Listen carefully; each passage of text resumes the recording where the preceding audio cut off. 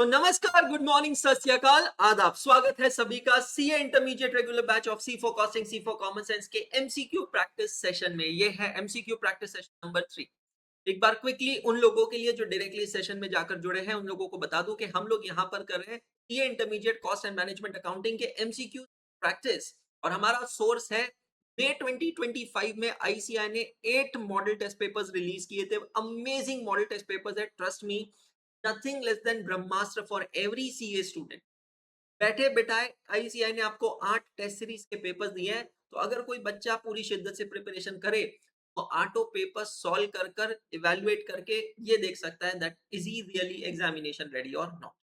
तो उन पेपर्स को हम लोग यहाँ पर सॉल्व कर रहे हैं। पेपर नंबर 1 हो चुका है, पेपर नंबर 2 हो चुका है, पेपर नंबर 3 के कुछ क्वेश्चंस हो गए, कुछ मैंने आपको लेक्चर नंबर 2 में लास्ट लेक्चर में होमवर्क दिया था। ठीक है, चलिए फटाक से एक बार देखते हैं। पेपर नंबर 3 का क्वेश्चन नंबर 1 जो है, केस सिनेरियो क्वेश्चन नंबर 1, वो भी हमारा सॉल्व होना बाकी। हम इस तरीके से कुछ यहाँ पे नोट्स बनाते जा रहे हैं which is really helping us to understand things in a better manner. This MCQ series is a part of my intermediate regular course classes which is conducted on the app. Paper number 1 जो हमने conduct किया था उसका एक analysis हमने किया था। Paper number 1 में केस सिनेरियो के 10 एमसीक्यू थे, स्टैंड अलोन के 5 एमसीक्यू, करेक्ट। पूरा इस तरीके से हमने सॉल्व किया। केस पेपर नंबर 2 में भी यही कॉन्फ़िगरेशन था। 2 केस सिनेरियोस दिए थे, 10 एमसीक्यू, स्टैंड अलोन थे 5 एमसीक्यू। हम लोग देख रहे हैं यहाँ पर पेपर नंबर 3 जिसका कॉन्फ़िगरेशन बिल्कुल सेम है, स्टैंड अलोन एमसीक्यू कर चुके हैं। क्वेश्चन नंबर 2 जो था, I mean case scenario 2, MCQ 6 to 10 was your homework. एक बार फटाक से उसको देख ले, क्या फिर आगे बढ़े। T Limited has gathered cost information from ledgers and other sources for the year ending 31st March 2023. The information are tabulated below. तो ये चैप्टर नंबर 6 कॉस्ट शीट का क्वेश्चन है। ठीक है, यहाँ पर आपको मैंने कहा था लास्ट लेक्चर में कि आपको एक प्रॉपर कॉस्ट शीट बनानी है। कॉस्ट शीट बनाने के बाद आपको सारे एमसीक्यूज के आंसर्स मिल जाएंगे। You will be able to decode all the answers. तो सबसे पहला क्वेश्चन है, how much is the prime cost. Come on all the students watching live, answers please. How much is the prime cost, कितना है prime cost यहाँ पर, क्या answer निकला है आपका। Is it coming to, check all of you, 5 crores 44 lakh 40,600. Option B is the correct answer. How much is the cost of production? Check कीजिएगा। How much is the cost of production? Is it coming option A 5 crores 49 lakh 9,600? Simple, बिल्कुल ditto same question module में है, मेरी book के अंदर है। हमने classification किया है, कौन सा एक्सपेंस क्या होगा, is it factory overhead, is it admin overhead, is it selling and distribution overhead, and accordingly हमने यहाँ पर कैलकुलेशंस किए हैं।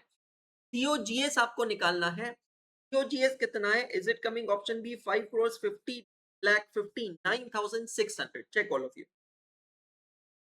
How much is the factory cost. अब फैक्ट्री कॉस्ट ऊपर आता है, prime cost add factory overhead gets you factory cost. Is it coming this much, option C 5 crores 48 lakh 73,600? Check all of. And then the last, what is the value of cost of sales, एकदम last में आता है। कहां पर आता है, cost of cell, cell से पहले। तो 5 crores 49,000।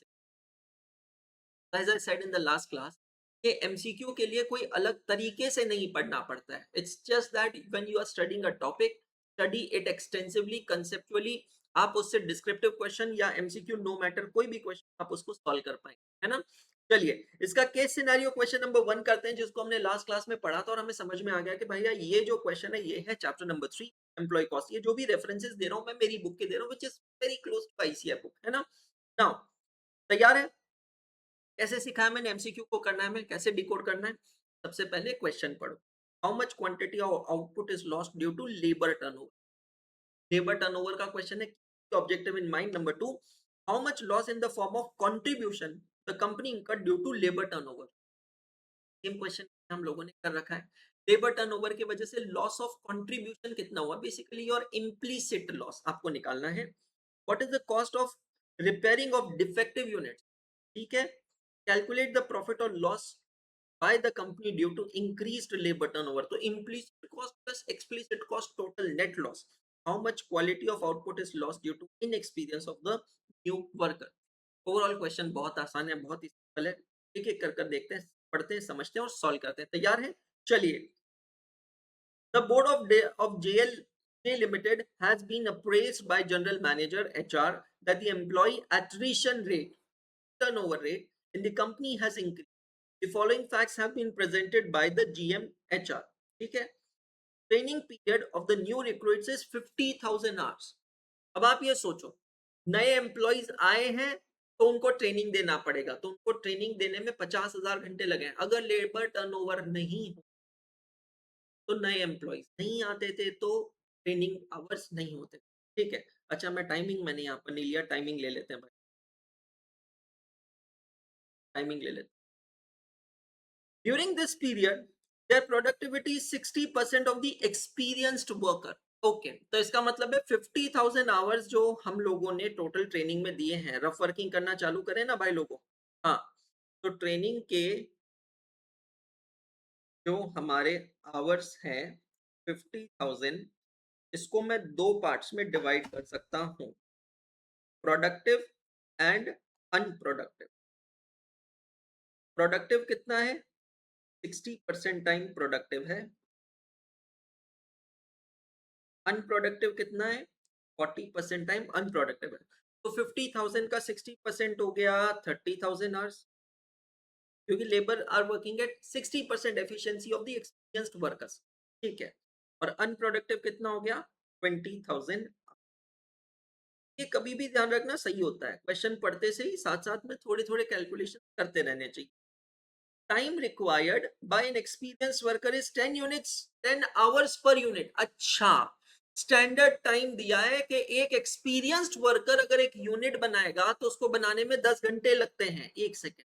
तो मैं यहीं पे यूनिट का भी डेटा ले सकता हूँ क्या भाई लोगों? देखो, हाँ जी सर, मतलब मेरी ट्रेनिंग में 50,000 घंटे गए हैं। ठीक है सर, 50,000 घंटों में 60% प्रोडक्टिव है, मतलब 30,000 आवर्स प्रोडक्टिव है।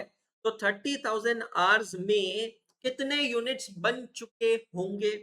कैन आई से 1000 यूनिट? आई होप ये सबको क्लियर हो रहा है। Standard time is 10 hours per unit, तो 30,000 divided by 10 gives you 3,000 units. और जो मेरे अनप्रोडक्टिव आर है, अनप्रोडक्टिव आर मतलब मेरा वेस्ट हो गया, जिसमें 20,000 घंटे गए, तो उसमें कितने यूनिट बन सकते थे? 2,000 यूनिट्स बन सकते थे। नहीं पता आगे इसके, लेकिन मुझे एक चीज जरूर पता है, कि एक चीज जरूर पता है कि इसके ऊपर शायद एक एमसीक्यू, ठीक है, शायद कोई एमसीक्यू था। ये देखो यहीं पर मुझे दिख रहा है, how much is the quantity of output loss due to labour turnover. तो this is just one part of the answer, है ना। और एक एमसीक्यू मुझे नीचे याद आ रहा है, how much quantity of output is lost due to inexperience of new worker. ये दूसरा क्वेश्चन मुझे यहाँ पर दिखाई दे रहा है, आपको समझ में आ रहा है? how much quantity of output is lost, how much quantity of output is lost due to inexperience of new worker। दो क्वेश्चंस मुझे यहाँ पर दो दिखाई दे रहे हैं, समझ में आ रहा है आप लोगों को? तो हम ये दो क्वेश्चंस के आंसर निकाल सकेंगे, लेकिन अभी पहले एक बार आगे पढ़ लेते हैं। फर्स्ट पॉइंट हमारा हो गया है क्लियर। चलो, एक बार 20% of output during training period was defective। oh my god, training hours productive, मतलब ट्रेनिंग आवर्स में हमने कितने यूनिट्स बनाए? 3,000 यूनिट्स बनाए। 3,000 यूनिट्स का 20% यूनिट्स डिफेक्टिव निकले हैं। तो मैं इसमें से यहाँ पे आउटपुट 3,000, डिफेक्टिव कितने हैं? 20%, 3,000 का 20%, 600 यूनिट्स डिफेक्टिव है। समझ में आ रहा है? ठीक है सर, ये भी क्लियर हो गया। Cost of rectification of defective unit was ₹25। अब ये जो 600 यूनिट्स हैं, इसको आपको रेक्टिफाई करना पड़ेगा, सही करना पड़ेगा। तो इसको रेक्टिफाई करेंगे एट द रेट ऑफ ₹25। तो क्या मैं कह सकता हूं कि ये 600 यूनिट पे 25 रुपए के हिसाब से जो 15,000 रुपए खर्चा होगा, that is the cost of rectification. isn't it my additional cost due to labor turnover? think about it। अगर लेबर टर्नओवर नहीं होता था, ये नुकसान भी नहीं होता। ये भी हो गया। Potential productive hours lost due to delay in recruitment was 1 lakh hours। Potential productive hours का मतलब होता है, had there been no labor turnover, there would have not been any requirement of further recruitment। Had there been no requirement of further recruitment, these 1 lakh hours would have been. तो ये 1 लाख घंटों का नुकसान हुआ है क्योंकि बेटा जी लेबर टर्नओवर। तो हमें इसको क्वांटिफाई करना पड़ेगा इन टर्म्स ऑफ मनी। कैसे करेंगे देखते हैं। अभी इसलिए मैं टिक मार्क नहीं कर। सेलिंग प्राइस पर unit is 180 and PV ratio is 20%। यहां से हमें क्या मिलेगा? यहां से हमें मिलेगा कंट्रीब्यूशन पर यूनिट। एक यूनिट की सेलिंग प्राइस है 180 रुपीज और उसका पीवी रेशियो है 20%। प्लीज अंडरस्टैंड, मेरी कमाई सेलिंग प्राइस नहीं होती है। सेलिंग प्राइस में तो cost of good sold, variable cost, ये सारी चीजें होती है। My true earning, my true earning is basically the contribution which I am earning on every unit, that is 36। Okay, इस पॉइंट को मैं टिक मार्क कर देता हूं। Settlement cost of the worker living the organisation is 183 480। अब ये जो total cost, एक मेरे को एमसीक्यू याद आ रहा था, what is the total cost of labour turnover? हम यहां पर निकालते हैं total cost due to labour turnover. इसमें एक पहली कॉस्ट में यहां पर ले लेता हूं, cost of rectification of defective units. जो यूनिट्स हमारे खराब हो गए थे उसको रेक्टिफाई करने की कॉस्ट आएगी यहाँ पर 15,000 रुपए, हम उन्हें निकाल। ठीक है, ठीक है, ये एक चीज हो। मैं यहाँ पर पहले क्लियर एक्सप्लिसिट कॉस्ट ले रहा हूँ। एक्सप्लिसिट कॉस्ट बोले तो जहां पर मेरे जेब से पैसा जा रहा है। सेटलमेंट कॉस्ट है 183 480। Settlement cost 183 80। ठीक है, इसको भी कर दिया टिक मार्क। रिक्रूटमेंट कॉस्ट और ट्रेनिंग कॉस्ट भी एक्सप्लिसिट कॉस्ट है। Recruitment cost and training cost, let's list down. यही बेनिफिट होता है अगर आप पहले एमसीक्यू पढ़ते हैं। ट्रेनिंग कॉस्ट, तो रिक्रूटमेंट कॉस्ट यहाँ पर है 156 340, 156, और ट्रेनिंग कॉस्ट है 113 180, 113 180। तो ये जो क्वेश्चन में एक्सप्रेसली गिवन कॉस्ट है वो यहाँ पर आ गई है। ठीक है sir, you are being okay, okay, हो गया ओके। मतलब अब मेरा सिर्फ ये वाला एक पॉइंट बचा है। Potential productive hours lost due to recruitments for 1 lakh hours. मुझे ये देखना है कि मैं ये 1 लाख घंटों में कितने यूनिट्स बना सकता था। प्लीज अंडरस्टैंड, मैं यहां पर क्या निकालूंगा? I am going to calculate loss of output due to labour turnover. Loss of output due to labour turnover ये कैसे निकालूंगा मैं? पोटेंशियल प्रोडक्टिव आवर्स थे मेरे 1 लाख आवर्स, और ये 1 लाख घंटे सिर्फ और सिर्फ क्यों वेस्ट हुए? लेबर टर्नओवर के। इसको मैं डिवाइड करता हूं स्टैंडर्ड टाइम पर यूनिट से, जो कि है 10 आवर्स पर यूनिट। इसका मतलब है अगर ये टाइम वेस्ट नहीं होता था तो मैं एडिशनली कितने यूनिट्स बना लेता था? 10,000 यूनिट्स एडिशनली बना लेता था। चेक कीजिएगा ये सही या नहीं। अगर ये टाइम वेस्ट नहीं होता था तो मैं एडिशनली कितने यूनिट्स बनाता था? 10,000। प्लीज अंडरस्टैंड, लेबर टर्नओवर की वजह से ऑलरेडी मुझे यहाँ 2,000 यूनिट का नुकसान हो गया है। फर्दर यहाँ पर 10,000 यूनिट का नुकसान हुआ है। Can I calculate now my implicit cost? Loss of contribution due to labor turnover rate. What is my loss of contribution due to labor turnover rate? Please understand. मेरा टोटल लॉस कितने units का हुआ है? I again repeat, 2000 units का यहाँ पर हुआ है बिकॉज ट्रेनिंग का कुछ समय अनप्रोडक्टिव था, और 10,000 यूनिट्स का यहाँ पर हुआ है। कैन आई से मेरा टोटल लॉस हुआ है 12,000 यूनिट, और एक यूनिट का कंट्रीब्यूशन कितना होता है बेटा जी? 36 रुपीज। तो 12,000 इंटू 36 अगर मैं करता हूं तो 4,32,000 रुपीज का मेरा loss of contribution. Is this clear to you? Check all of you, क्या ये सबको क्लियर है या नहीं? चेक करिएगा। हाँ जी सर, ठीक है। कुछ मैंने छोड़ दिया है, कुछ रहा है कहीं पे? board of directors, general manager, ये training period 50,000 hours considered. During this period their productivity is 60% considered. Time required by experienced worker is 10 unit, ये भी considered. बहुत बढ़िया. 20% of the output during the training period was defective, done. Cost of rectification done. Potential productive hours को हमने convert कर लिया units में, 10,000 units का नुकसान हुआ है. सेलिंग प्राइस यहां से हमें कंट्रीब्यूशन मिल गया. Done done done done done. Question में कुछ भी बचा नहीं है.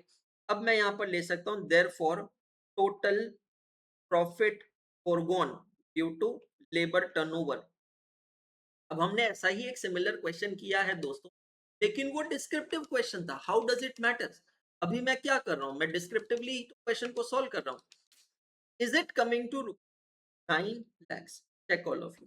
Now when I've solved this question, all I need to do just look at the MC and check marks on the correct answer. Are you ready all of you? The very first question is, how much quantity of output is lost due to labor turn? How much quantity of output is lost due to labor turnover? Undoubtedly, it is 12,000. Now, the data is there in your temporary memory, so you do not look at the solution again and again. How much is loss in the form of contribution? Loss of contribution. Only contribution loss पूछा है 4,32,000. Check कर लीजिएगा. Loss of contribution due to labor turnover 4,32,000. Very good. What is the cost of repairing defective units? 15,000. Now you see the confidence अलग ही level का होगा. जब आपने question को सॉल्व कर लिया ना तो कॉन्फिडेंस अलग लेवल का होगा. Calculate the profit loss by the company due to increase in labour turnover 9 lakh रुपए. टोटल स्टेटमेंट हमने बना लिया. Total profit forgone is 9 lakh rupees. Clear हो गया? And last is how much is the quantity of output lost due to inexperience of the new worker. It is 2. ये देखो, ये इसकी बात. नए वर्कर आए, 50,000 घंटे ट्रेनिंग में गए, उसका 40%, 40% टाइम इनप्रोडक्टिव रहा, अनप्रोडक्टिव रहा. 20,000 घंटों में कितने यूनिट्स बनते थे? 2,000 यूनिट्स. खत्म, खल्लास. चलो टाइम स्टैम्प ले लो. 8:18 पे भाई कितने पे चालू किया था भाई? 8:06 पे चालू किया. 8:18 मतलब 12 मिनट हम लोग. ओ भाई तेरी एवरेज देख रहे हो क्या? भरोसा नहीं होगा. लेस देन 3 मिनट में आ गए. 2.4 मिनट पर एमसीक्यू. क्या एवरेज दिया मैंने आपको? 3 मिनट में करने का एक एमसीक्यू 2.4 में कर डाला. लाइव जिंगा लाला. पेपर नंबर 3 भी यहाँ खल्लास होता है. चेक करो कॉन्फिडेंस बढ़ रहा है कि नहीं बढ़ रहा है. पेपर नंबर 1 खत्म हो गया, model test paper. Paper number 2 खत्म हो गया. पेपर नंबर 3 खत्म हो गया. मजा आ रहा है? चलिए पेपर नंबर 4 में आ जाते हैं फटाक से बिना किसी देरी के. भाई इंस्टीट्यूट ने गोल्ड माइन दे रखा है तुम लोगों को, पढ़ोगे नहीं तो प्रॉब्लम है. चलो पेपर नंबर 4 में आ गए. टाइम स्टैम्प ले लेता हूं मैं यहाँ पर 8:20 AM का. ठीक है. पेपर नंबर 4 हेडिंग लिख लेता हूं मैं. कॉन्फ़िगरेशन चेक कर लेते हैं पेपर का.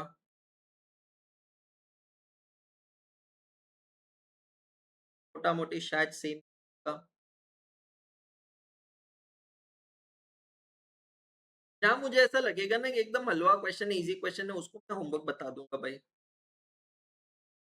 Model test paper number 4. एक बार फटाक से पेपर का कॉन्फ़िगरेशन चेक करते हैं.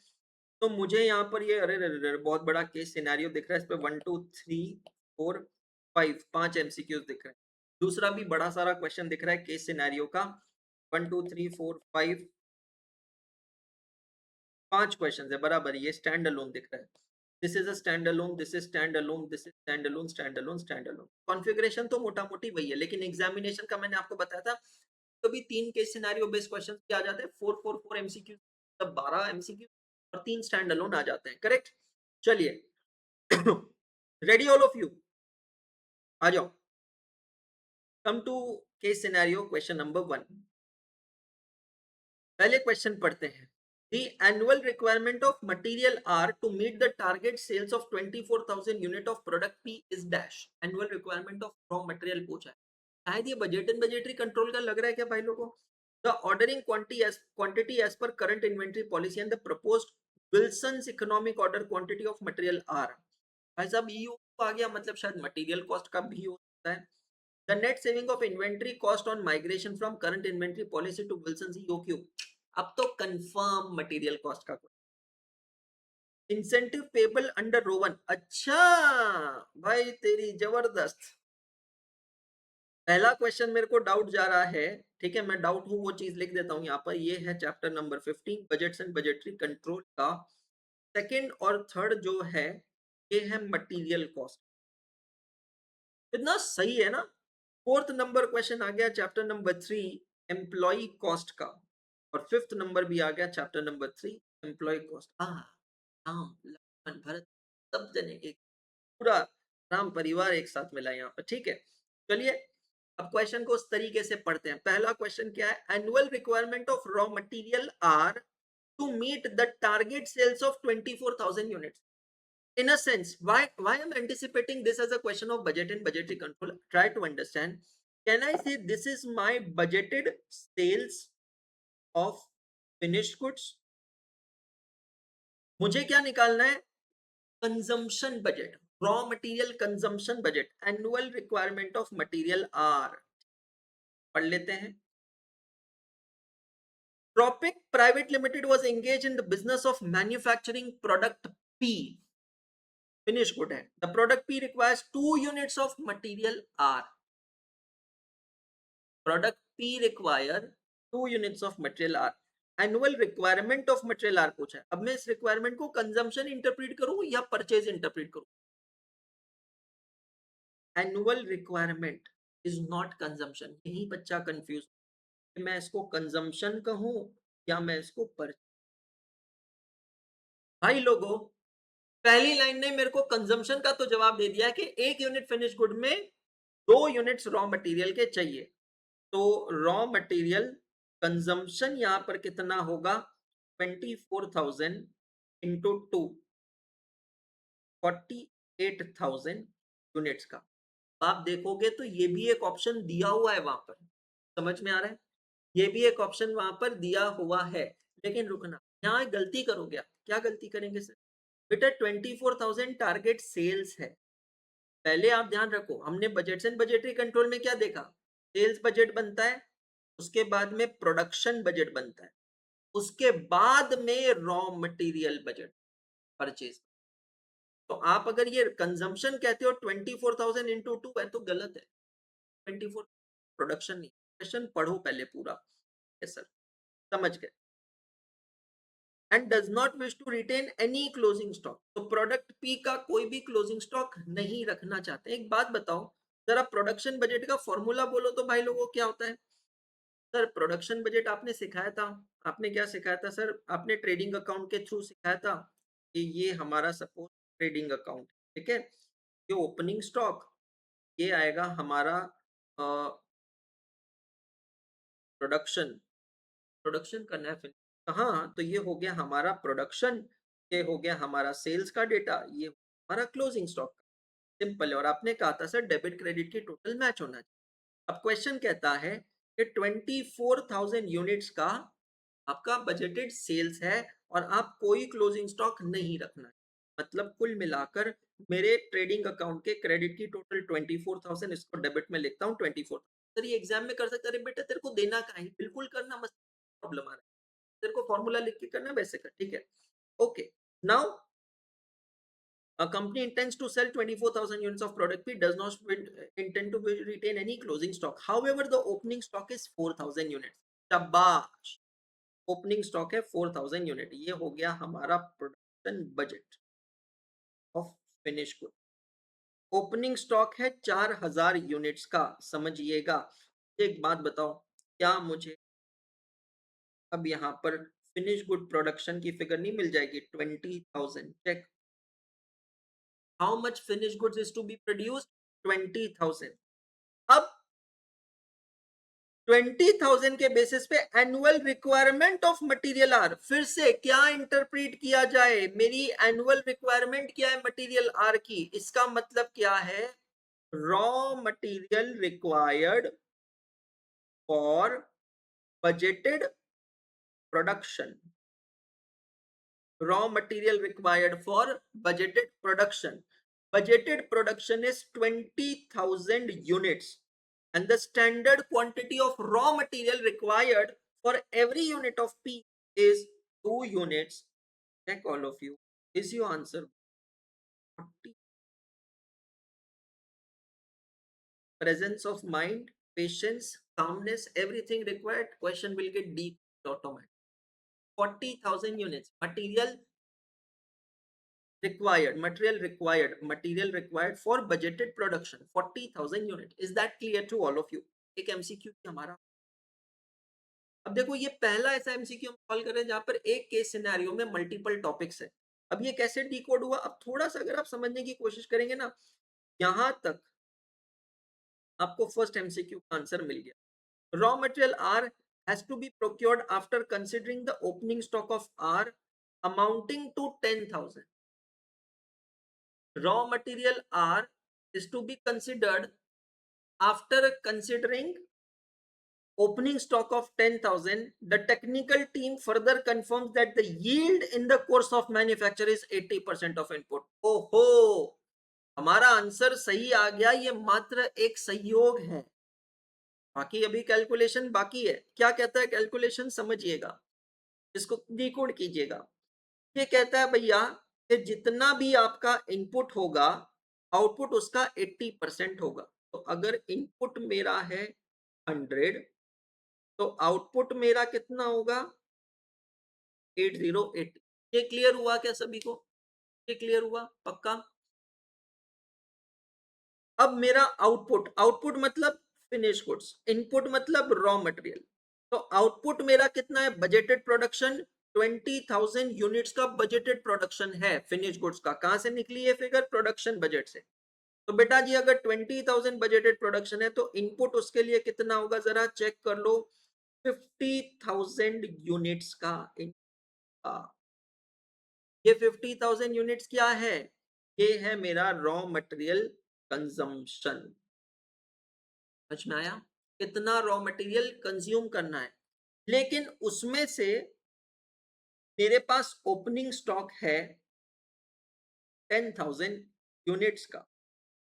तो सवाल है therefore raw material to be procured कितना है 40,000। तो हमने ये चीज पढ़े बिना आंसर निकाल लिया, वो तो हमारी किस्मत अच्छी कि सही आंसर आया, बाकी आंसर यही है 40,000 यूनिट्स। क्लियर हुआ क्या आपको? तो ये पूरा आप अगर मैपिंग करते हैं ना इस क्वेश्चन की, तो ये हो गया आपका एमसीक्यू नंबर 1, यहाँ पे खत्म हो गया, उसका डेटा भी यहाँ पर खत्म हो गया। तो हमें इस चीज की जरूरत ही नहीं है ना। इसका आंसर ये है 40,000। आंसर सेम है बट कैलकुलेशन थोड़ी लेंदी है, प्रोसेस लॉस है यहाँ पर 20 का, 10,000 का ओपनिंग स्टॉक है, वो सब एडजस्ट करके 40,000 आ रहा है। ठीक है, नेक्स्ट पैराग्राफ पढ़ते हैं। The company presently procures its annual requirement of materials on quarterly basis. Quarterly basis मतलब how many orders in a year? The currently company is placing 4 orders in a year. How much is my annual requirement? 40,000 units. Okay. तो अभी का मेरा data क्या कहता है, मैं scribble में लिख दूं। तो मेरा डेटा कहता है कि मेरा एनुअल रिक्वायरमेंट जो है वो है 40,000 यूनिट का। मेरे ऑर्डर्स कितने हैं 4, और ऑर्डर साइज है 10,000 यूनिट का। समझ में आया? 10,000 कैसे आया, क्लियर हो गया सबको? Okay, and its regular supply enjoying a discount of 2.5% on the invoice price of material of rupees 20 per unit.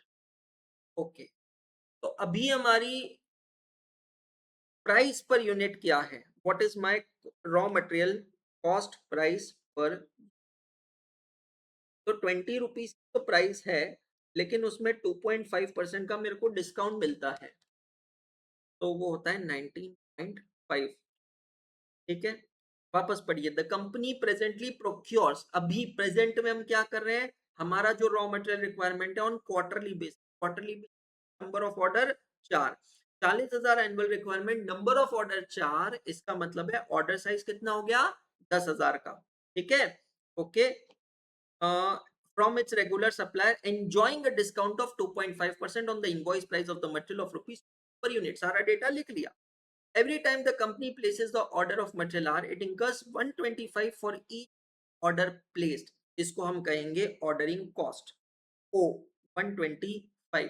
ठीक है. The company also taken a rented warehouse for storing material R and the annual cost of storage is rupees 10 per. C. Carrying cost per unit per annum. Kak pupa. Carrying cost per unit per annum. एक unit की एक साल भर की storage cost मतलब handling cost oblique carrying cost वो है 10 रुपए. The company appointed Mr. T, a chartered accountant, to review the cost of inventory and provide measures of improvement of cost. After reviewing the material purchase and consumption pattern, Mr. T suggested that the implementation of Wilson's EOQ beneficial to the company. क्या company अभी EOQ pattern follow कर रहा है? नहीं कर. एक chartered accountant को appoint किया गया जो सजेस्ट करता है EOQ पैटर्न फॉलो करना चाहिए. Okay, Mr. T suggested that implementation of Wilson's EOQ would be beneficial to the company. He emphasized that the change in quantity ordered should result in reduction of inventory carrying cost. अब रुक जाओ, अगर आप देखोगे तो इसका अगला paragraph जो है वो लेबर से रिलेटेड. हमने पढ़ा था, याद करो, MCQ 2 और 3 EOQ से रिलेटिंग है. पहले वो डिकोड कर लेते हैं. The ordering quantity as per current inventory policy and the proposed Wilson's EOQ are as under. Ordering quantity as per current policy. What is the ordering quantity means? Order size. वो तो हमने ऐसे ही answer निकाल लिया 10,000. कैसे भाई? हम quarterly order place कर रहे हैं मतलब साल में 4 ऑर्डर. 40,000 की मेरी रिक्वायरमेंट है, डिवाइडेड बाय 4 मतलब 10,000. तो ऐसा कोई ऑप्शन है क्या जिसमें करंट ऑर्डरिंग 10,000 है? अरे सर, दूसरा कैलकुलेट करने की जरूरत ही नहीं, डायरेक्ट ही. अगर कहीं और 10,000 होता था भाई साहब, मेरा आंसर तो डायरेक्ट आ गया. दैट डजंट मीन्स मैं ईओक्यू नहीं बताऊंगा आपको, बिल्कुल बताऊंगा, पक्का 100%. ठीक है. अब हम ईओक्यू भी निकाल लेते हैं यहाँ पर इसका, no problem. Root of 2 A O on 2 into 40,000 into 125 divided by 10. इसका रूट मैं ले लेता हूँ. ईओक्यू आ गया 1000 यूनिट्स का. हमारा चेक करो, यही है कि ऑप्शन में? हाँ. वैसे आपको मैंने कितना अच्छा ट्रिक बताया, बिना ईओक्यू निकाले भी आपका ये आंसर आ गया था. कैसे आ गया था? क्योंकि 10,000 सिर्फ एक ही ऑप्शन है और पहले हम 10,000 निकाल चुके थे. चेक कीजिएगा सभी. क्लियर हो गया? पक्का? बहुत अच्छी बात.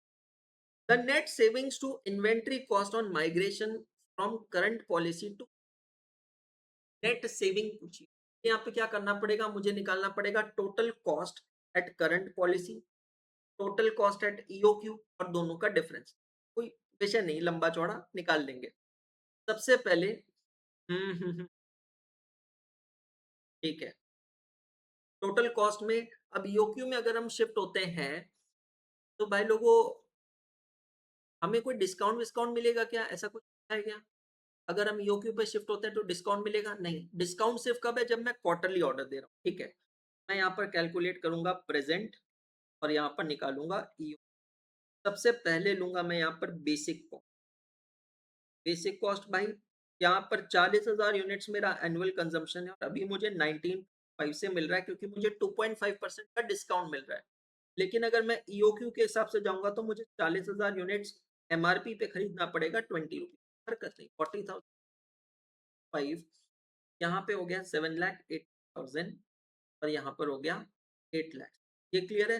कॉस्ट सेविंग मतलब टोटल देखेंगे हम, है ना, इंडिविजुअल नहीं देखेंगे. टोटल कॉस्ट सेविंग निकाल लेंगे अलग. क्लियर हुआ? ठीक है.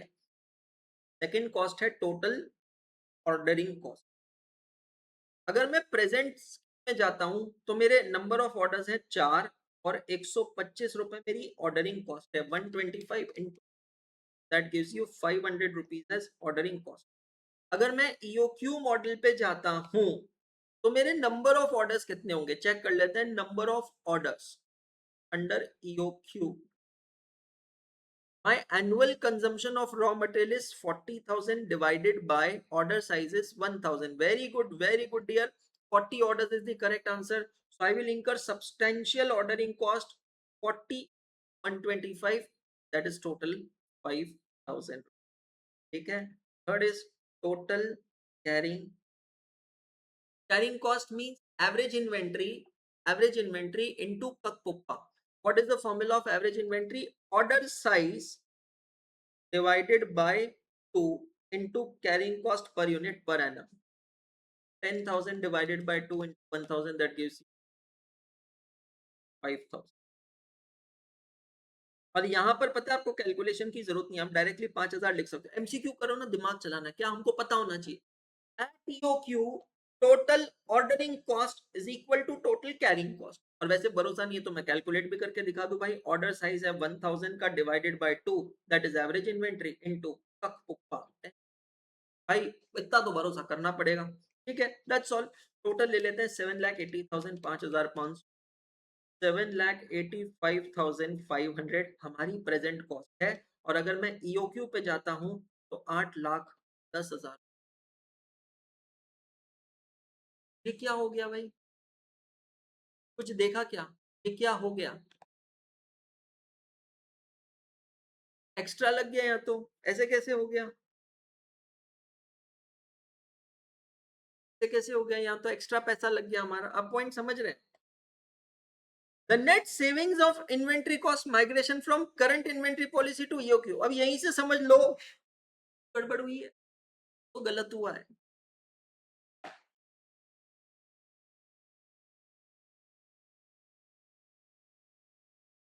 कुछ तो गड़बड़ हुई है राजा। क्या हुई है वो गड़बड़? सोचो। नेट सेविंग्स, सेविंग का मतलब क्या हो रहा है? और वैसे भी लॉजिकल है यार, ईओक्यू पे तो कॉस्ट कम आनी चाहिए थी ना, ईओक्यू पे ज्यादा कॉस्ट क्यों आई? What do you think? 40,000 unit, अभी हम 19.5 से ले रहे हैं, इतनी मेरी कॉस्ट है। 40,000 यूनिट मैं ईओक्यू पे लूंगा तो मुझे कितनी कॉस्ट पड़ेगी? चेक करो, मुझे पूरा 20 रुपए बराबर है।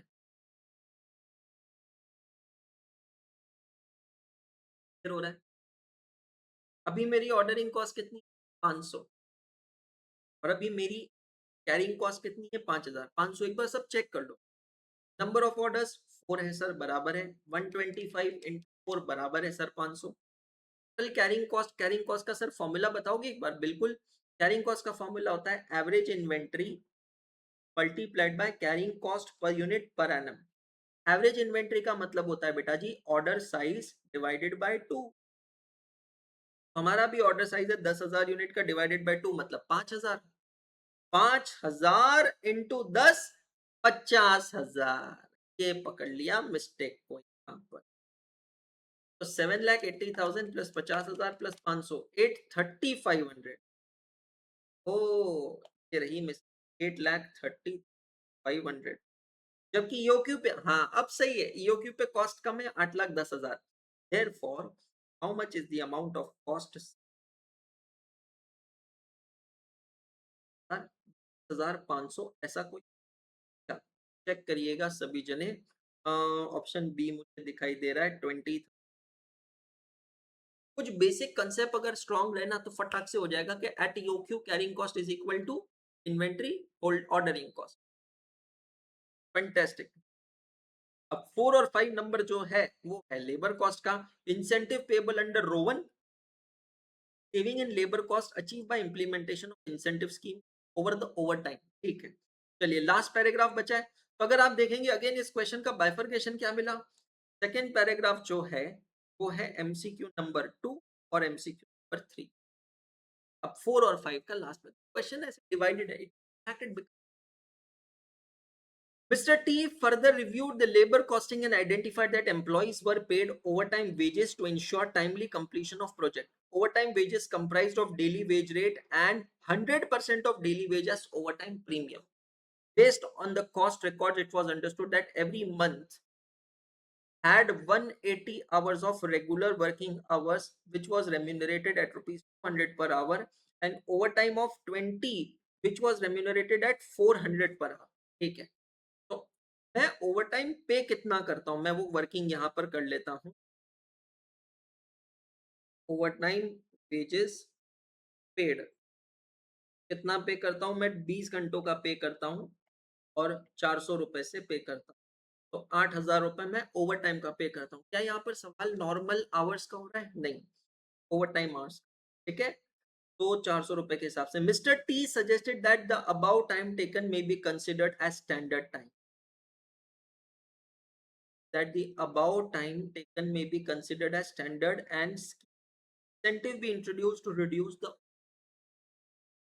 हमें कुछ ऐसा करना चाहिए कि हम ओवर टाइम को रिड्यूस कर सके, हमें कुछ ऐसा करना चाहिए ओवर टाइम को रिड्यूस कर सके। okay? क्या करना चाहिए, इंसेंटिव स्कीम लॉन्च करना चाहिए।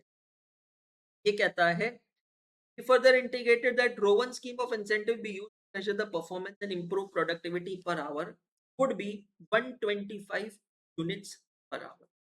और अगर हम इंसेंटिव स्कीम लेकर आते हैं रोवन की, हर एक एम्प्लॉय को की प्रोडक्टिविटी बढ़ जाएगी, it will be 125 units per hour. देखो बड़ा स्मार्ट डेटा दी। पहले तो आपको बेसिक वेजेस दिए हैं, बेसिक वेजेस क्या क्या दिए हैं कि हर महीने नॉर्मल वेजेस देने हैं 180 आवर्स पे एट 200 पर आवर। यहाँ लिख लेते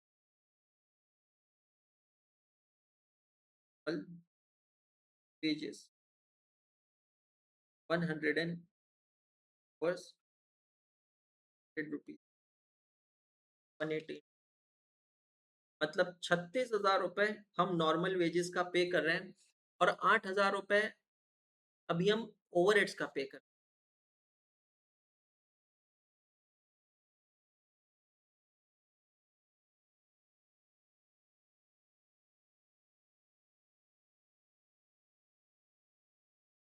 रहे हैं। Mister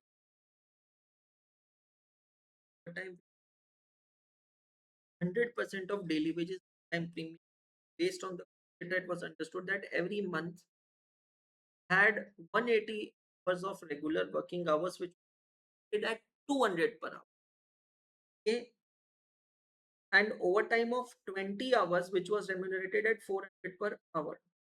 Mr. T suggested that the above time taken may be considered as standard time. Above time taken may be considered as a standard time, ठीक है। ये लाइन बहुत हिट कर रही है, समझना।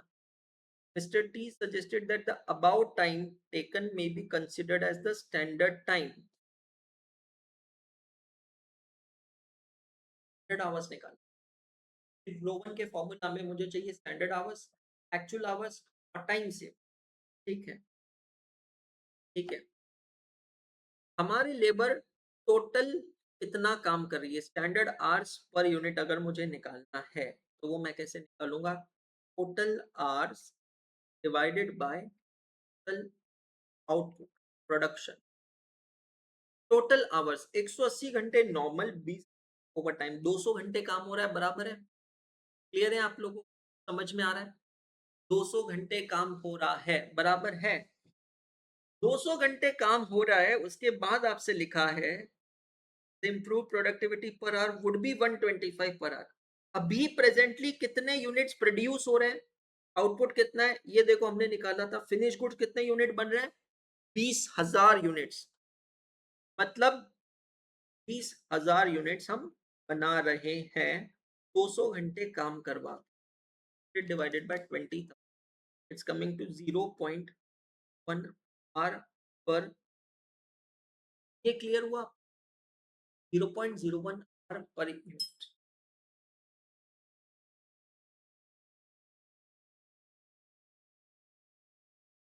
यहाँ पर कहा है आपसे, थोड़ा ट्रिकी वहां कर, का है क्वेश्चन, इसलिए मैं भी पॉज इसलिए ले रहा हूँ।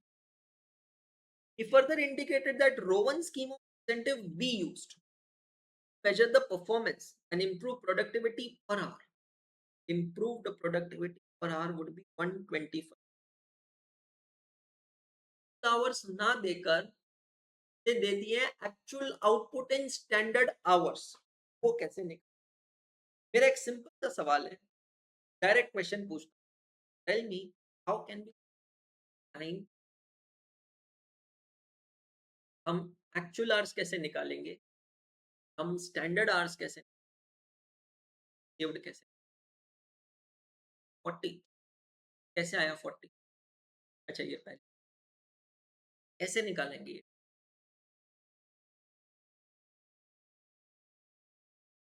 बहुत नजदीक है आंसर के।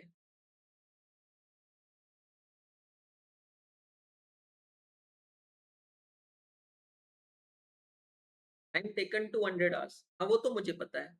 हाँ, एक्चुअल आवर्स 160 आवर्स, और कैसे आया 160? ओके, तीनों डेटा दे दिया। टाइम टेकन 200 आवर्स, वो तो यहाँ पर है, बिल्कुल क्लियरली विजिबल है। एक्चुअल आवर्स 160 आवर्स, बिल्कुल सही है। ये देखिए, बहुत सही, very good, very good. Actual hours is equal to actual output divided by standard output per hour, 125 units per hour. That gives you 106. So time saved is equal to 200 minus 160. Very good. It is 40. अब क्या करना है? Rowan का formula लगा और answer निकल गया। Rowan का फॉर्मूला कहता है hours worked। रोवन का पूरे वेजेस निकालना है या सिर्फ इंसेंटिव निकालना है? क्वेश्चन पढ़िए। Incentive payable under Rowan. Rowan का जो पूरा फॉर्मूला याद करना, उसका फर्स्ट पार्ट है नॉर्मल वेजेस, और सेकंड पार्ट क्या होता है उसका? इंसेंटिव। इंसेंटिव क्या कहता है?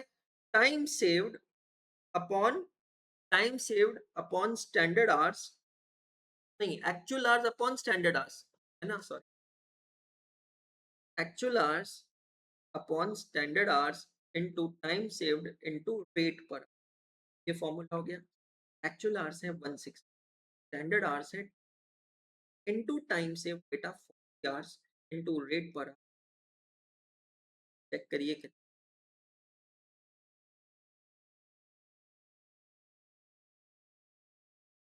क्या ये 6,400 रुपये? आंसर ऐसा था। Incentives, yes, option B is the 6,000. What is the formula of incentive under row 1?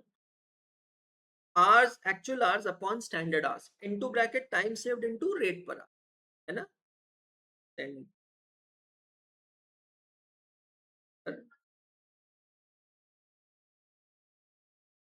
Check कर लो। मजा आ गया ना? सारे चैप्टर्स रिवाइज हो जाते हैं एमसीक्यू जब करते हैं। लास्ट एमसीक्यू क्या है? Saving in labour cost achieve bye implementation of incentives over the overtime premium. Okay, तो अभी हम ओवरटाइम अगर फॉलो करते हैं तो हमारे वेजेस होते हैं 40, और टोटल वेजेस अंडर रो 1 डाल लेता हूं मैं।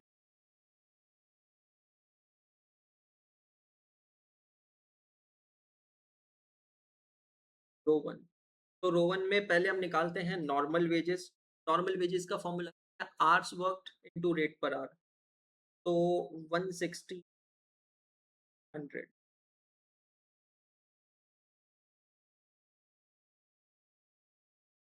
फिर इसमें हम ऐड करेंगे इंसेंटिव्स, जो अभी हमने 6,400।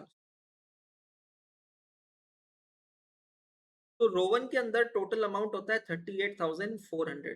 चेक करो टोटल वेजेस अंडर रो 1, और प्रेजेंटली मेरे टोटल वेजेस कितने हैं? 44,000 के हैं।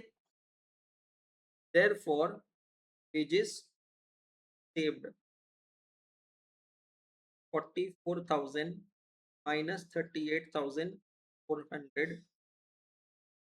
that becomes 5,000। ऐसा कोई है क्या?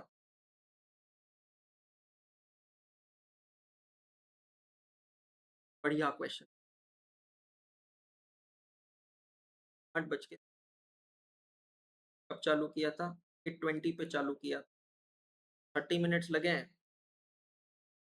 मिनट्स 5 MC एवरेज निकला है, पर not a problem, it's okay. Check करिएगा। क्लियर हो गया?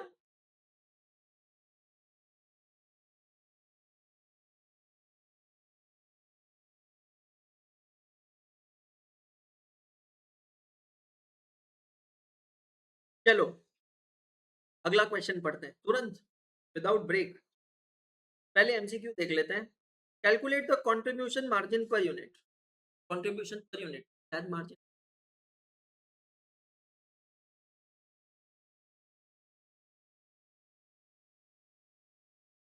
ठीक है।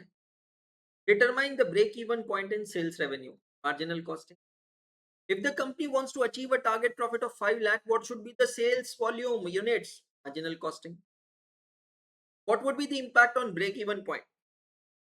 Marginal costing. Calculate the margin of safety. Marginal costing. पूरा क्वेश्चन मार्जिनल कॉस्टिंग के नाम है. करें? इंटरेस्टिंग है, मजा आएगा. तैयार हैं सभी जने? Let's do it. XYZ Manufacturing Private Limited is a prominent company in the electric appliances industry known for producing a diverse range of high quality products. The company has built a reputation for reliability and innovation in the manufacturing of household expenses, including fans, mixer heaters. XYZ Manufacturing Private Limited is dedicated to delivering products that meet the needs of customers while adhering to highest. क्या जरूरत है भैया, मेरी exam चल रही है CA की, इतना नॉलेज नहीं चाहिए मेरे को. The company operates the state-of-art factory that is fully equipped with advanced machinery and technology to ensure efficient production. The factory operates 25 days in a month. अब करीना काम की. Running multiple shifts to meet the growing demand of its product, the company have spare capacity to additional orders. Each product type, fan, mixer, and heaters undergoes a meticulous manufacturing process that includes assembly. चाहिए ही नहीं मेरे को इतना. नहीं नहीं नहीं, 25 दिन का एक डेटा है, वो कहीं तो मैं दिमाग में रख लूंगा. ठीक है, बाकी का ज्ञान ना हो. कॉस्ट स्ट्रक्चर दिया है, फिक्स्ड कॉस्ट पर मंथ दिया है, इंपॉर्टेंट है ये, पर मंथ है. Factory rent, depreciation, admin, total fix 10 lakh रुपए दिया है, ये टोटल फिगर काम आ जाएगी. Number of units produced are 10,000 unit. Note दिया है, last 3 months there was an additional special order of 2,000 unit resulted in higher production. Selling price per unit, पहले के महीनों में मैं 10,000 यूनिट्स के अलावा मेरे पास 2,000 यूनिट्स का एडिशनल ऑर्डर है. सेलिंग प्राइस पर यूनिट दिया. अब तक वेरिएबल कॉस्ट का जिक्र नहीं है. Additional information, raw material includes copper, plastic, other material. The unit cost of copper is 8 more than cost of plastic. अरे रे रे, while the cost of other material is twice of cost of plastic. हाँ कसम, full मजे ले रहे हो हैं, फुल मजे ले रहे हो. The total raw material cost per unit is 210 more than combined cost of copper and plastic. The labor rate is 100 per hour. The total labor hours used last month were 36 hours. The utility cost is 100 and the packing cost is 50 per unit. Being the finance manager of the company, will answer them. Oh, full on लपेट रहा है question, full on. Marginal costing का इतना टेढ़ा question तो मैंने नहीं देखा है ना. कोई बात नहीं, टेढ़ा है पर मेरा है, कर लेंगे, एक एक कर लेंगे, आई बात नहीं. पर 6-10 तो मजा आएगा. एग्जाम में डायरेक्टली जाएंगे गिनी पिग बन के, से बेहतर है कर लेते ना. हताश होना भी है तो यही.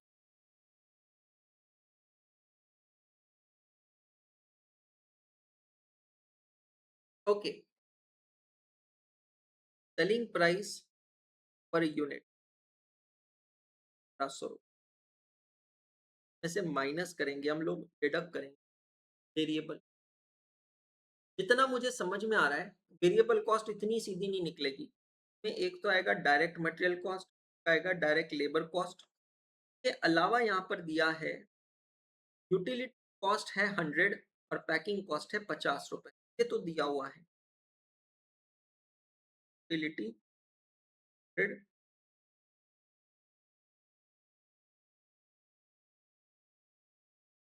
ये मुझे देगा टोटल टेबल को.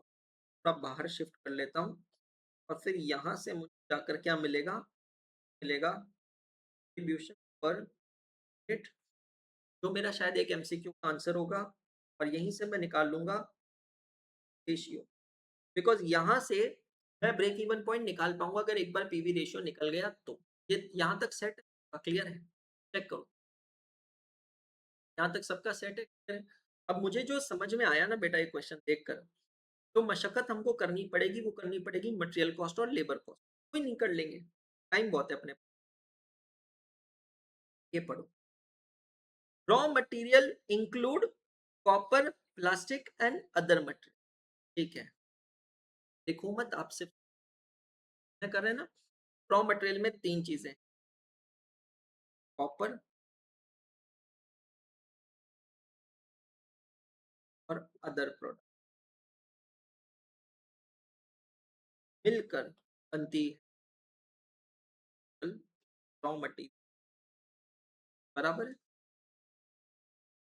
क्वेश्चन क्या कह रहा है, ध्यान से देखो, समझना बहुत जरूरी। The per unit cost of copper is 80 more than cost of plastic. Plastic की जो भी कॉस्ट है, अब हमारे लिए जो भी मतलब क्या होता है, एक्स होता है। प्लास्टिक की जो भी कॉस्ट है, the per unit cost of copper is 80 more than cost of plastic. तो कॉपर की कॉस्ट क्या होगी, एक्स प्लस तो 80 बराबर है। कॉपर है as compare to plastic. Plastic कितना है वो मुझे नहीं पता, हमने उसको क्या अज्यूम किया, एक्स अज्यूम किया। अब आगे क्या बोला है, while the cost of other material is twice that of plastic की कॉस्ट है एक्स, अदर मटेरियल की ट्वाइस ऑफ प्लास्टिक है। ट्वाइस ऑफ प्लास्टिक बोले तो क्या मैं इसको एक्स लिख, यहाँ पर चेक करो, सही जा रहा हूँ क्या मैं, मेरा थॉट प्रोसेस सही डायरेक्शन में है। कॉपर की कॉस्ट प्लास्टिक की कॉस्ट से 80 रुपए ज्यादा है, लेकिन अदर मटेरियल की कॉस्ट डबल है। ठीक है, and the total raw material cost per unit, the total raw material cost per unit is 210 more than combined cost of copper and plastic। Copper and plastic, इसको डब्बो बना देता हूं, क्या बनाता हूं, डब्बो। तो ये कॉस्ट कितनी, कॉपर प्लस एक्स, एक्स बराबर लिख रहा हूं। भाई मेरा मैथ्स थोड़ा कमजोर है ना, तो please x plus x 80 plus, यहां तक सही है क्या, चेक करो। अब ये कहता है कि जो टोटल रॉ मटेरियल कॉस्ट है ना भाई लोगों, टोटल रॉ मटेरियल कॉस्ट का डबल है, नहीं डबल नहीं है, क्या बोल रहे हैं, the total raw material cost per unit is 210 more than the combined cost of this and this. तो it is x plus 80 plus x plus 110। Is this clear to,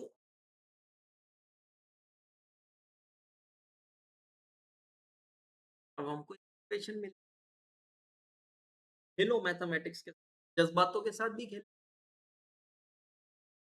यहाँ से हमें एक इक्वेशन मिला है, इक्वेशन क्या मिला है समझना, मैं स्लो मेरे लिए कर रहा हूँ, आपके लिए नहीं। कॉपर प्लस प्लास्टिक प्लस दर इक्वल टू रॉ मटेरियल।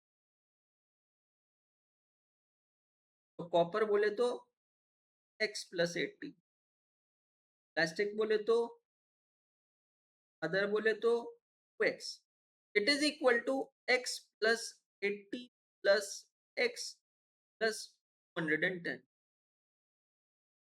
ये तो ऐसा हो गया ना, एक साथ इतनी सारी एक्स जमा हो गई, कोई परेशानी, एक एक्स, दो X, 4x plus X x,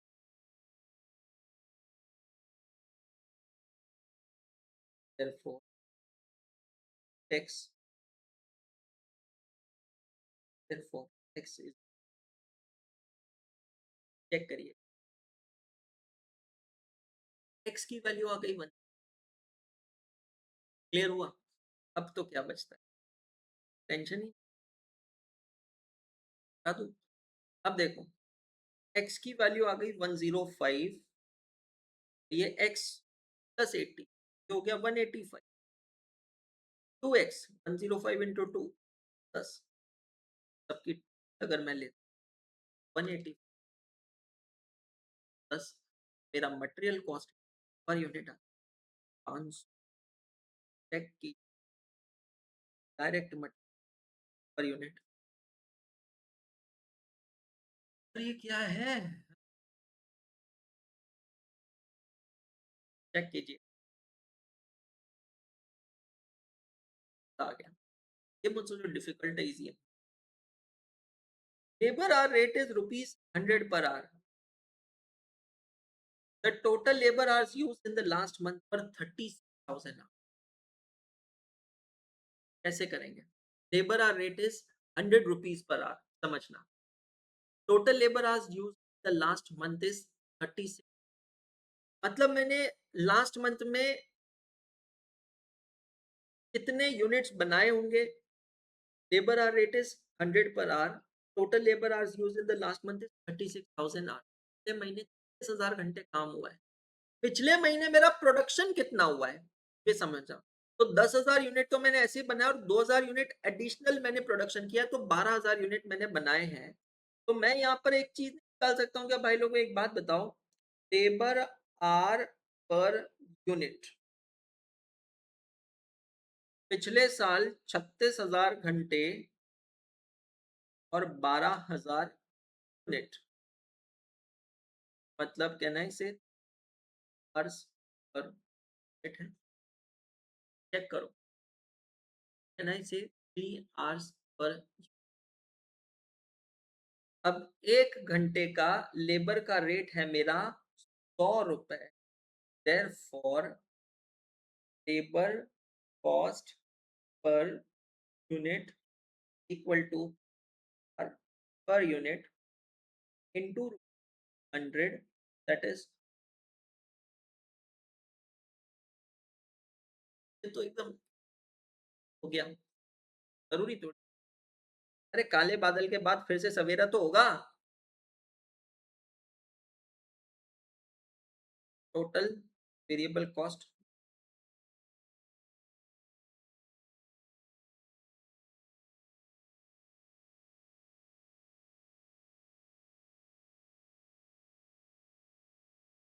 उफ, चेक कीजिएगा,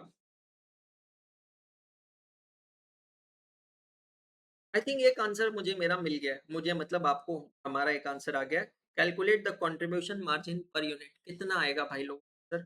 550।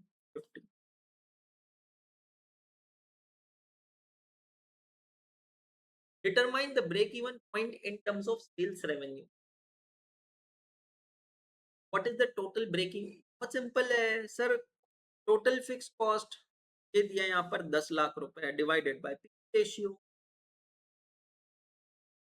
10 लाख रुपए डिवाइडेड बाय पीवी 36.7%। अगर मुझे ब्रेक इवन यूनिट्स में चाहिए तो मैं डिनोमिनेटर में लूंगा कंट्रीब्यूशन पर यूनिट, और अगर मुझे वैल्यू में चाहिए रुपीस में चाहिए तो मैं PV ratio, 10 lakh divided by 37%, क्या है 27 लाख 7,000,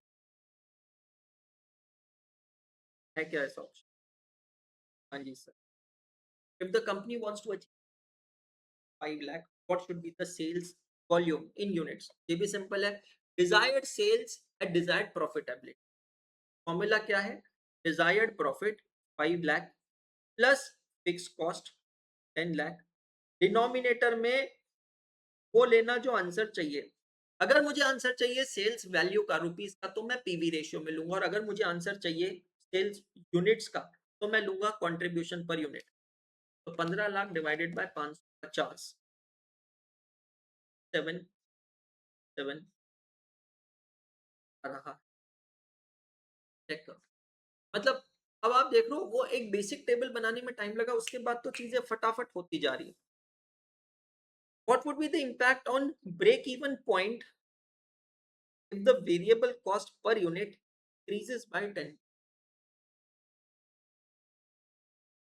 अगर मेरी वेरिएबल कॉस्ट बढ़ जाती है तो ब्रेक इवन पॉइंट पे क्या आएगा, एक सेकंड, ब्रेक इवन पॉइंट का फॉर्मूला टोटल फिक्स कॉस्ट, मुझे आंसर चाहिए यूनिट्स में, तो डिनोमिनेटर में लेना होगा कंट्रीब्यूशन पर यूनिट, कोई हरकत नहीं है, कंट्रीब्यूशन पर यूनिट निकाल लेंगे। सेलिंग प्राइस है 1500, अभी प्रेजेंटली मेरी वेरिएबल कॉस्ट कितनी है 950, 950। ये क्या कह रहा है, इफ इट इंक्रीजेस बाय 10%, तो 950 प्लस 10% होता है 1045, मेरा कंट्रीब्यूशन कम हो जाएगा 45, तो मैं डिनोमिनेटर में 450, समझ में आया, 10 लाख डिवाइडेड बाय 455, 2197.8, मतलब 2198 यूनिट्स आंसर आ रहा।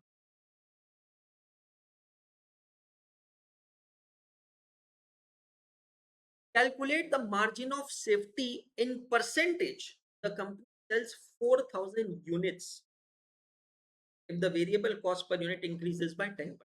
आसान है, बिल्कुल आसान। अरे सर कैसे? ये 10 नंबर का क्वेश्चन 9 नंबर से कनेक्टेड है। देखो 9 नंबर में क्या बोला था, ब्रेक इवन पॉइंट निकालो अगर वेरिएबल कॉस्ट 10% से बढ़ती है। यहाँ पर भी क्या बोला, अगर वेरिएबल कॉस्ट 10% से बढ़ती है तो मार्जिन ऑफ सेफ्टी का परसेंटेज निकालना है। पहले एक चीज समझो, total sale is equal to break even sale plus margin of safety. Question कहता है टोटल सेल है 4000 यूनिट, ब्रेक इवन हमने ऊपर निकाला है 2198, तो मार्जिन ऑफ सेफ्टी होगा 4000 माइनस 198, ये होगा 1802। ये मेरा आंसर नहीं है, मुझे परसेंटेज निकाल, तो ये कैसे निकालूंगा मैं, 1802 out of total sales of 440,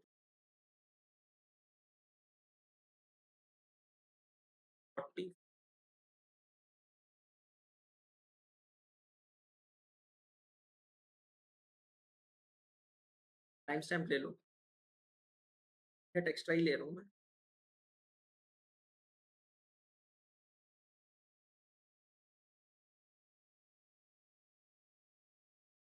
18, जबरदस्त, 18 मिनट में 5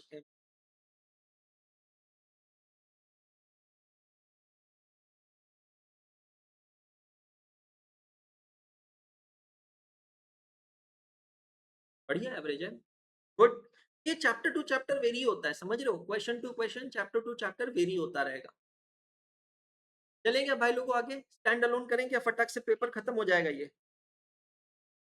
बहुत बढ़िया चल रहा है यार, क्वेश्चन मजा आ रहा है, एंजॉय कर रहा हूँ, मैं तो एंजॉय कर रहा हूँ। FMCG company has an annual demand of 50,000 units for its product whose setup cost is 10,000, carrying cost per unit per month is 1. What is economic batch quantity? ठीक है, root of 2 a 1000 s setup cost 10,000, denominator में mistake मत करना, कक पुप्पा, carrying cost per unit per annum लेना, यहाँ पर मन दिया है 1 रुपए 1 महीने का, तो 12 महीने का 12 रुपए।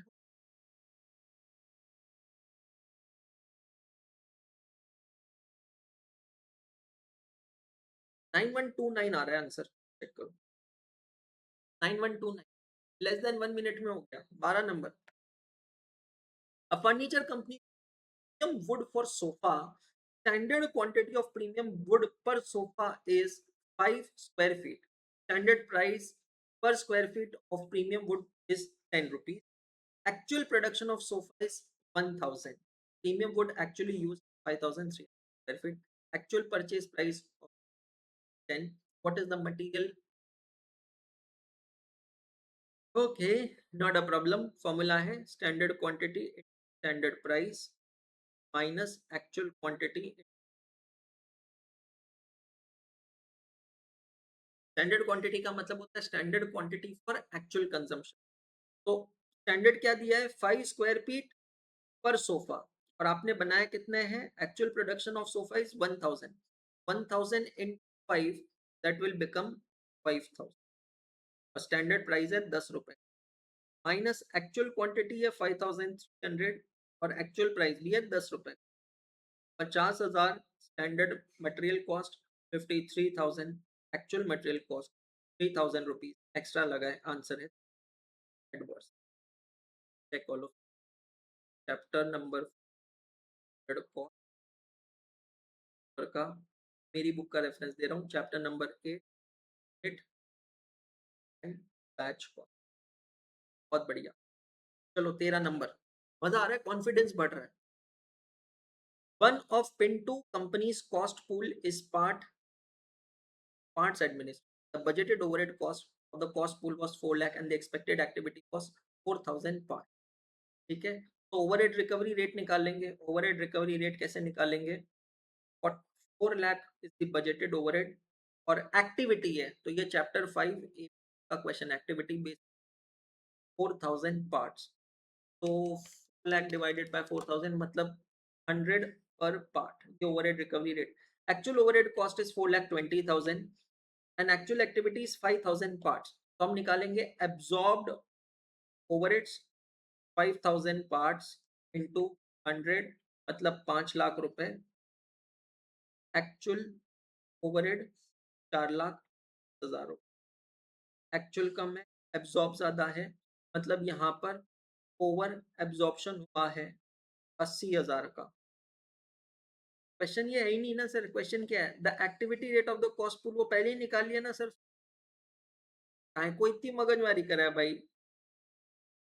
बात 100 रुपए आंसर तो आप 1 सेकंड में निकाल लिए थे ना सर। 4 लाख डिवाइडेड बाय 4,000, 100 रुपए। A truck carrying 10 tons of goods over 200 km per day for 26 days in a month. The ton kilometer is as under. Haila 200 kilometers per day into 26 days in a month, 5,100 kilometers per month into 10 tons, that gives you 52,000 ton kilometers. Chapter number 9 is last. Standard hours required for doing a work is 100 hours and budgeted hours is 120, while the same work is actually completed by worker in 110 hours. You are required to calculate the activity ratio. 3 data है मेरे पास, standard are है 100 hours, budgeted are है 20 hours और actual hours है। थोड़ा सा difference समझना, budgeted का मतलब होता है प्लान्ड आवर्स, कि आज मैं 10 घंटा पढ़ूंगा लेकिन मैंने 8 घंटा पढ़ा, तो एक्चुअल आवर्स है वो बजटेड आवर्स। स्टैंडर्ड मतलब standard is dependent on your output, कि इतनी पेजेस मुझे इतने घंटे में पढ़ने थे, वो मैंने इतने घंटे में पढ़े। क्वेश्चन क्या पूछा है? Activity ratio. एक्टिविटी रेशियो का फॉर्मूला क्या है? एक्टिविटी रेशियो ध्यान से समझना, it is equal to standard hours divided by budgeted hours. भाई मैं देख रहा हूँ मैं कितना, आउटपुट से कोई लेना देना नहीं। 100 घंटे काम कर रहा हूँ जो, जबकि मैं 120 घंटे काम कर सकता था। मेरी एक्टिविटी जो है ना वो कम है, कितनी परसेंट है? 80 का कोई आंसर है क्या? कौन से चैप्टर का है ये? Chapter number 5 control. Time stamp ले लेता हूं मैं यहाँ पर, 1 मिनट ज्यादा ही ले रहा हूँ, 9:15। अब ये पेपर चालू कब किया हमने? फर्स्ट क्वेश्चन का टाइम स्टैम्प ले लो, 8:20 और लास्ट क्वेश्चन 9:15। क्या बात है यार, 55 मिनट्स।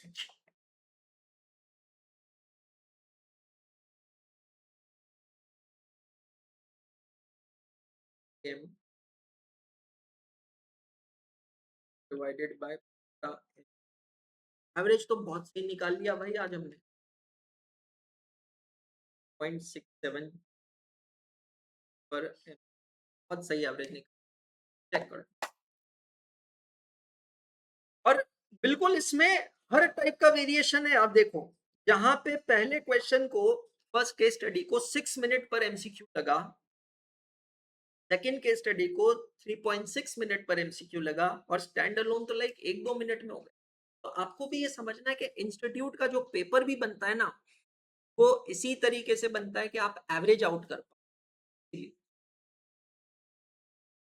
पेपर नंबर 4 भी यहाँ पर खत्म होता है। चलो 5 के स्टैंड अलोन कर लेते हैं, 5 में से ही होमवर्क दे देते हैं। Paper number 5 model test, paper number 5। अच्छा मैं आपको सच बताऊं, इसी तरीके से होगा जब आप पार्ट 2 भी करने बैठोगे ना, मॉडल टेस्ट पेपर का पूरी शिद्दत से बैठोगे ना, तो ऐसे ही आप ऑब्जर्व करोगे कि शुरुआत के 1-2 पेपर्स में समय ज़्यादा लग रहा है एंड देन फिर वो लर्निंग कर्व आपका एक्ट करेगा, बिल्कुल समझ में आ रहा है? क्विकली होने लगे, बट वो मेहनत तो आपको करनी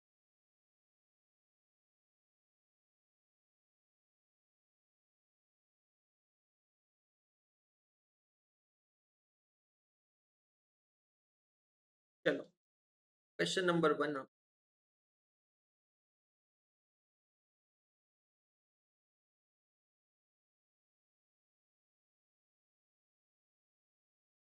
ठीक है? ये आपका होमवर्क है, कौन-सा पेपर ध्यान से देख लो, मॉडल टेस्ट पेपर नंबर 5 का केस सिनेरियो 1 एमसीक्यूज़ है 5। सेकंड केस सिनेरियो वाला जो है, ये मुझे स्टैंडर्ड कॉस्टिंग पे दिख रहा है, कल करेंगे आराम से मस्त। स्टैंड अलोन अभी कर लेते हैं, आ जाओ, स्टैंड अलोन अभी कर लेते हैं फटाक से।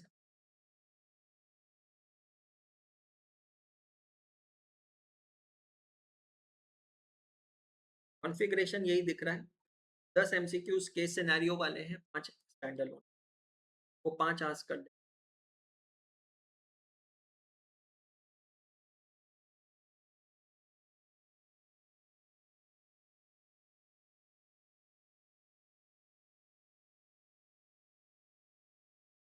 Company's fixed cost are 5 lakh. The selling price per unit is 200 per unit. Understand? And the variable cost is 100.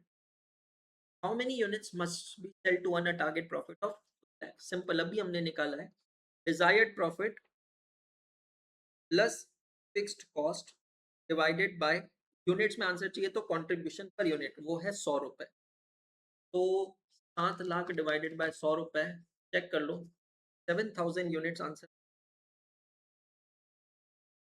Less than 1 minute में आंसर आ गया है, बिल्कुल ऑप्शन नंबर डी आंसर है, 7000 यूनिट, लेस देन 1 मिनट में आ रहा है ना आंसर। नेक्स्ट 12 चैप्टर का नाम लिख लेता हूँ।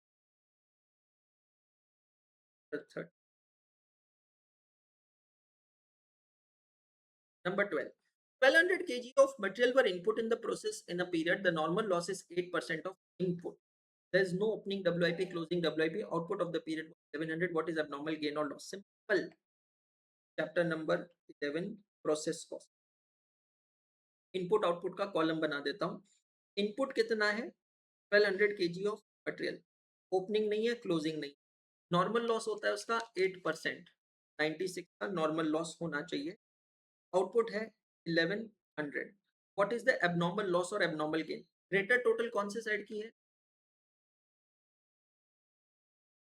ग्रेटर है, 4 का abnormal loss, correct answer. Abnormal loss 4 kg, check करिए, है सभी का आंसर क्लियर? इजी लग रहा है? 13, ABC Manufacturing allocates its factory overhead cost based on machine hours. The total estimated overhead cost for the year is 6 lakh and the company expect to use 30,000. चलो पहले 6 lakh divided by 30,000, overhead recovery rate है 20 per machine. During the year job A used 300 machine hours. ठीक है, overhead absorb मिल जाएगा यहाँ से 6,000 रुपये। अरे हो गया answer, amount of allocated to 1,000, check करो, simple. The factory has capacity utilization ratio of 85% and its activity ratio is 95%. Which one of the following is the efficiency? Formula पता होना चाहिए।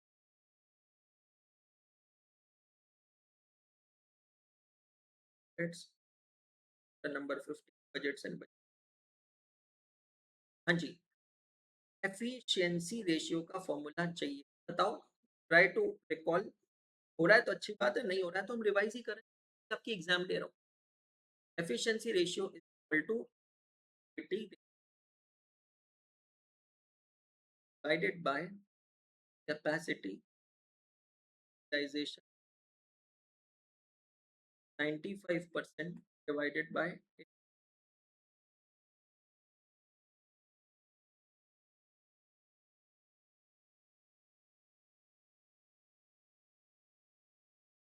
चेक करिए, राउंडिंग ऑफ में क्या answer है? 112%. A company uses batch costing, unit and batch costing. The number 8.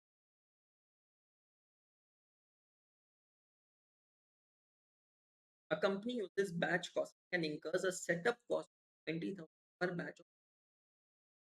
Direct material cost is 20 per unit, direct labor per unit. What is the कैसे निकालें? Total cost of कैसे निकालें? सबसे पहले आएगा डायरेक्ट मटेरियल कॉस्ट है 20 per unit, तो 100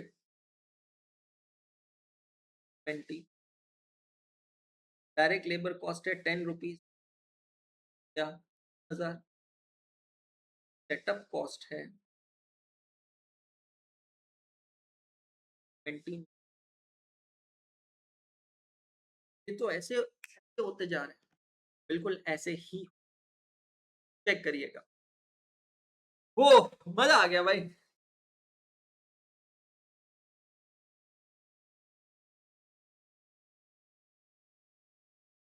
क्या ma'am? Let's talk. Can you raise hand?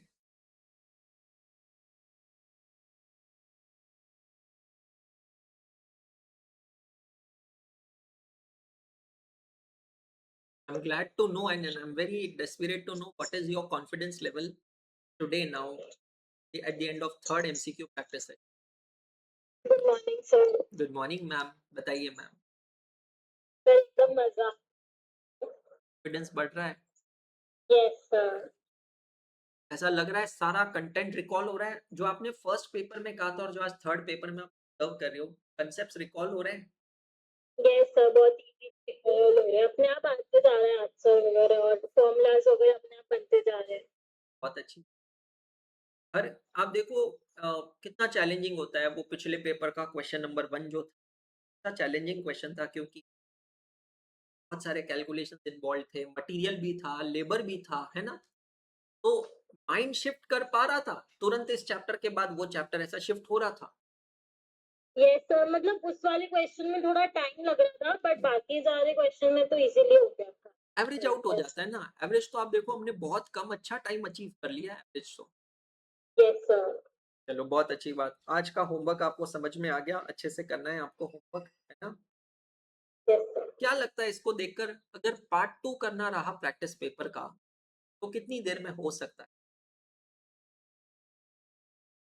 May be 2 hours, 2.5 hours I'll try. Try करके देख. If yes possible sir. Try करके टाइम में करते हैं हम. चलो yes. Thank you. Thank you sir. So thank you all of you. I hope you are enjoying MCQ practice sessions and they are really confidence booster. Trust me दोस्तों, इस तरीके से अगर लेकर बैठोगे तो चाहे एडवांस अकाउंटिंग हो, चाहे एफएम हो, चाहे कॉस्ट, चाहे ऑडिटिंग हो,